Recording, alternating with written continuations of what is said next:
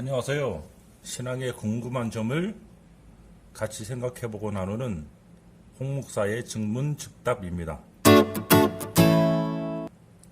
벌써 이제 영상을 찍은 지가 6번째가 되네요. 여러분들하고 소통할 수 있는 것 매우 즐거운 일이고, 또 제가 또 유익이 많은 것 같아요.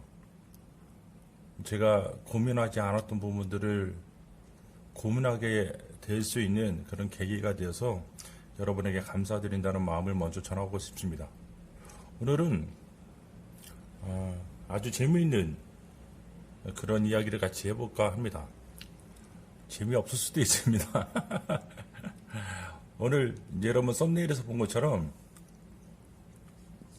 천주교, 캐톨릭이죠, 와 개신교는 왜 다른가요? 라는 질문입니다. 깜짝 놀랐어요. 자, 우리가 천주교, 많이 이렇게 질문 받을 때 우리가 일반적으로 천주교와 개신교는 무엇이 다른가요? 무엇이 다른가요? 같은 기독교 아니에요? 뭐 이렇게 물어보시는 분들이 있거든요. 무엇이 다른가요? 이런 질문들을 주로 많이 물어보십니다. 다르죠? 첫 번째, 성경이 좀 달라요. 그렇죠? 우리가 개신교들은 일반적으로 한국에서는 개혁 개정판을 보죠. 개혁 개정판을 주로 많이 봅니다. 다를 수 있지만 일반적으로 그렇다는 거예요. 그건 공동 번역이라는 것을 주로 보는데, 여기는 66권 플러스 외경이 들어가 있습니다. 그렇죠? 이거는 차이가 있어요. 정치 시스템이 다르죠. 정치 시스템. 거기는 교황을 중심으로 합니다. 그렇죠? 교황을 중심으로 대주교와 주교, 사제 등을 통해서 이렇게 성도들을 섬기는 시스템으로 되어 있죠. 다릅니다.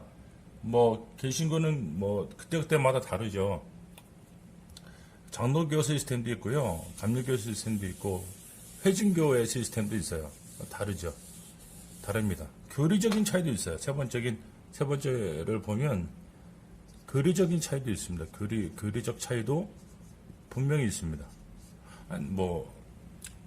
개신교들이 계속 그쪽을 향해서 얘기하고 있는 마리아 승천설, 승천, 무염식태, 이런 것들 말이 안 된다, 이런 얘기 하잖아요. 마리아 숭배의 사상이 있다, 이런 얘기 하잖아. 이런 얘기, 그렇죠? 이런 얘기하고, 교황이 어떻게 교황 무엇을, 교황이 어떻게 무호할 수 있느냐, 역사적으로 언제 무호한 적이 있느냐, 이런 얘기. 그리고 교황의 역사적인 순서를 보면 문제가 있다, 그런 얘기, 여러 가지 얘기하고 있습니다. 교리적인 어떤 차이도 있어요. 그런데 이제 제가 지금까지 받은 질문 중에 왜 차이가 있습니까? 왜 그런 차이가 있습니까? 그렇게 차이가 나게 되는 근본적인 원인이 무엇입니까? 이걸 물어보신 분들은 거의 없었어요. 거의 없었어요. 그래서 신선하기도 하고 놀랍기도 하고 그렇습니다. 근본적인 원인은 무엇일까요?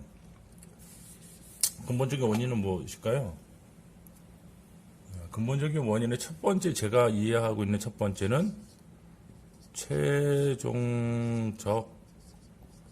권위의 차이입니다. 최종적인 권위가 무엇이냐? 최종적인 권위가 어디 있느냐, 이 차입니다. 최종적인 권위가 어디 있느냐? 권위라는 게 무엇이냐면요, 무엇인가를 못되게 할 수 있는 힘이죠. 그죠? 교회가 교회되게 할 수 있는 힘이 바로 권위라고 얘기할 수 있어요. 권세, 권위. 이 권위가, 최종적인 권위가 어디 있느냐의 문제죠. 그러면 캐톨릭과 개신교의 권위는 어떤 차이가 있냐면, 캐톨릭의 권위는 교회 그 자체에 있어요. 교회가 최종적 권위입니다.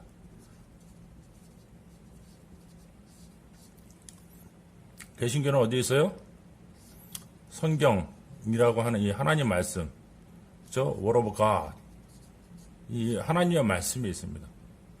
서로 차이가 달라요. 개신교, 우리가 카톨릭 입장에 보면요, 교회가 성경은 뭐 있다는 거예요? 성경이라고 네이밍인 거, 네이밍. 이게 성경이라고 지정했기 때문에, 자, 성경이 더 권위가 있다는 거예요? 교회가 더 권위가 있다는 거예요? 교회가 더 권위가 있다는 거죠. 성경의 66권을 교회가 이게 성경이다, 하나님 말씀이다라고 얘기하기 때문에 권위가 있다는 거예요. 그리고 마태복음 16장에 내 교회를 세우리니 음부의 권세가 이기지 못하겠다. 최종적인 권위가 교회에 있다. 마태복음 말씀 16장 말씀을 근거로 그들은 얘기를 합니다. 그리고 이 근거로 베드로를 통하여 교황이 이어지고 있다. 이렇게 얘기를 하고 있는 거죠. 개신교는 그렇게 얘기하지 않아요. 우리가 흔히 얘기하는 개신교는요, 프로테스탄트죠, 프로테스탄트. 프로테스탄트는요, 다른 권위를 갖고 있습니다. 종교개혁의 가장 중요한 원리, 솔라 스크립툴라죠. 오직 성경으로, 성경 위에 어떤 권위도 있을 수 없다. 하나님 말씀 자체의 권위가 최고다. 이 개신교의 입장은 그래요. 교회가 성경을 성경이라고 얘기한 게 아니라, 성경이 가지고 있는 신적 권위, 이게 자증성이라고 해요. 자증성. 자기가 자기를 증명하는 힘, 자기가 자기에게 하나님 말씀이라고 증명한다는 거예요. 이거 읽으면 마음에 감동이 있고, 이거 읽으면 하나님을 알게 되고, 이거 읽으면 거듭나는 역사가, 자증의 능력이 있어서 이 능력이 교회로 하여금 이게 하나님의 말씀이라고 받아들이게 했다는 거예요. 그게 개신교의 입장입니다. 개신교는 성경의 신적인 권위가 있어서, 하나님 말씀의 권위가 있어서 스스로 자기를 증명하고, 그 자기를 증명하는 힘이 교회로 하여금 성경의 66권이 하나님의 말씀이라고 인정할 수밖에 없겠다는 거죠. 분명히 읽으면 안다는 거예요. 분명히 읽으면 예수를 만나게 되고, 분명히 읽으면 거듭나고, 분명히 읽으면 역사가 일어나는 거예요. 그게 바로 성경이 갖고 있는 능력이죠. 그래서 최종적인 권위가 어디 있느냐에 따라서 얘기하시는 것입니다. 교회 권위가 더 크니까, 캐톨릭은 교회 권위가 더 크니까 이 성경에다가 뭐예요? 외경이라고 얘기하는 다른 부분들을, 그렇죠, 더 할 수 있는 거죠. 이게 성경입니다. 이렇게 얘기할 수 있는 거예요. 교회 공동체가 나누어지기 전에 이미 성경 66권을 정했음에도 불구하고 캐톨릭은 외경을 더해서 자기들의 갖고 있는 교리적인 기반을 더 확립한 거죠. 그렇게 할 수 있는 이유가 무엇입니까? 바로 이것 때문에 그래요. 교회의 권위가 더 크기 때문에. 교회의 권위가 최종적이기 때문에 교황은 무효해야 하는 거예요. 이런 것들. 캐톨릭이 개신교와 다룰 수 있는 아주 근본적인 원인은 바로 이런 데 있을 수 있다고 얘기할 수 있습니다. 바로 최종적인 권위가 어디 있느냐? 이 차이가 바로 개신교와 캐톨릭이 근본적으로 다를 수밖에 없는 차이를 만들어냅니다. 두 번째, 제가 보기에는 최종적인 권위의 문제이기도 하지만 캐톨릭은 적응의 문제이기도 합니다. 적응이론, accommodation, 적응이론이죠. 무슨 말이냐면요, 우리가 성상 사건을 알 수 있어요. 성상 사건을 알 수 있죠. 게르만족 같은 북부에 있는 사람들에게 복음을 전해야 되는데 그들은 눈에 보이지 않는 걸 믿지 않아요. 그렇기 때문에 예수님을 뭐로? 거룩한 성상으로 만들어서 얘기하는 것.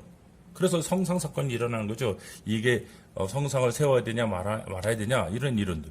근데 캐톨릭은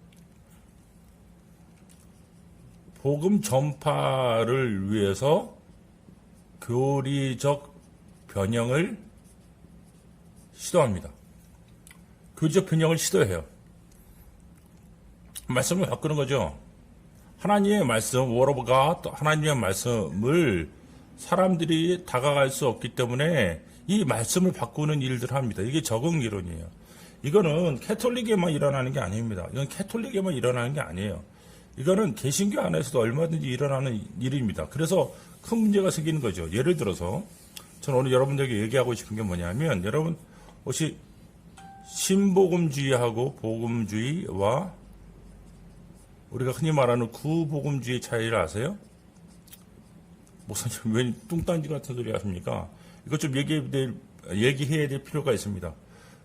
자, 구복음주의는요, 복음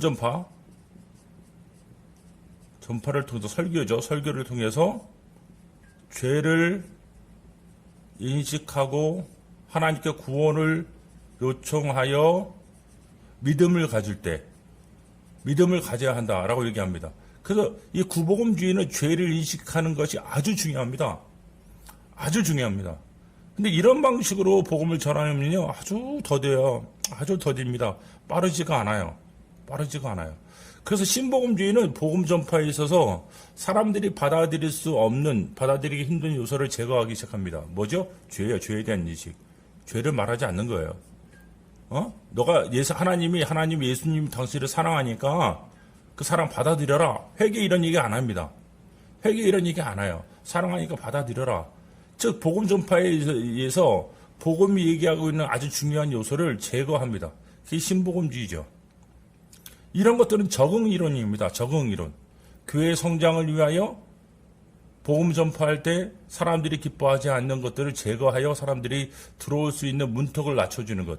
이거는요, 현대 교회가 많이 하고 있는 실수, 잘못, 폐악입니다. 이걸 어디에서 이미 하고 있었어요? 그렇죠. 가톨릭이 하고 있었습니다. 가톨릭이 이런 일을 많이 하죠. 자, 하나님이요. 하나님 무서워요. 진노의 하나님 무서워. 이 얘기할 수 없으니까 예수님 십자가에 죽으셨어요. 뭐 끔찍해요. 그러니까 누구? 어머니, 예수님의 어머니 마리아 착하잖아요. 좋아 보이잖아요. 그래서 하나님 앞에 진노를 할 때 예수를 달래주는 어머니의 필요성.